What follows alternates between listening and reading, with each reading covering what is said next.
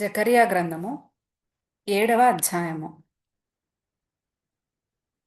రాజైన దర్యావేషు ఏలుబడి యందు 4వ సంవత్సరము కిస్లేపు అను 9వ నెల 4వ దినమున బేతేలు వారు షెరెజెరును రెగెమ్మెలెకును తమ వారిని పంపి, ఇన్ని సంవత్సరములు మేము దుఃఖించినట్టు 5వ నెలలో ఉపవాసముండి దుఃఖింతుమా అని యెహోవాను శాంతిపరచుటకై మందిరమునొద్దనున్న యాజకులను ప్రవక్తలను మనవి చేయగా,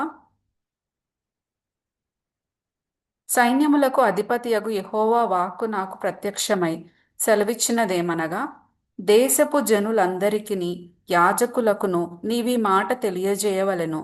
ఈ జరిగిన 70 సంవత్సరములు ఏటేటా 5వ నెలను 7వ నెలను మీరు ఉపవాసముండి దుఃఖము సలుపుచూ వచ్చినప్పుడు నాయందు భక్తి కలిగియే ఉపవాసముంటిరా? మరియు మీరు ఆహారము పుచ్చుకొనినప్పుడు స్వప్రయోజనమునకే గదా పుచ్చుకొంటిరి. మీరు పానము చేసినప్పుడు స్వప్రయోజనమునకే గదా పానము చేసితిరి.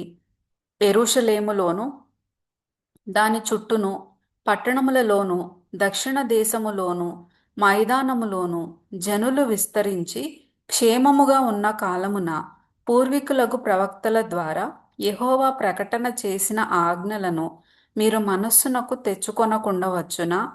మరియు యెహోవా వాక్కు జకర్యాకు ప్రత్యక్షమై సెలవిచ్చినదేమనగా, సైన్యములకధిపతియగు యెహోవా ఈలాగు ఆజ్ఞ ఇచ్చియున్నాడు.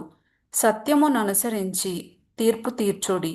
ఒకరియందొకరు కరుణా వాత్సల్యములు కనుపరచుకొనుడి. విధవరాండ్రను, తండ్రి లేని వారిని, పరదేశులను, దరిద్రులను బాధ పెట్టకుడి. మీ హృదయమందు సహోదరులలో ఎవరికిని కీడు చేయ దలచకుడి. అయితే వారు ఆలకింపనొల్లక మూర్ఖులై వినకుండా చెవులు మూసికొనిరి.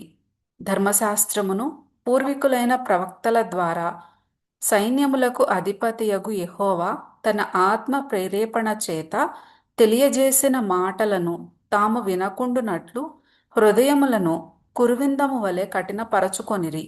కనుక సైన్యములకు అధిపతియగు యెహోవా యొద్ద నుండి మహోగ్రత వారి మీదికి వచ్చెను.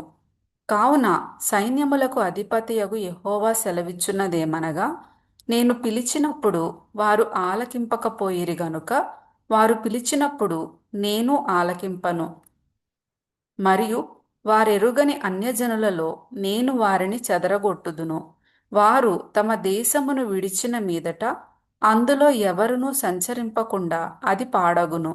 ఈలాగున వారు మనోహరమైన తమ దేశమునకు నాశనము కలుగజేసి ఉన్నారు.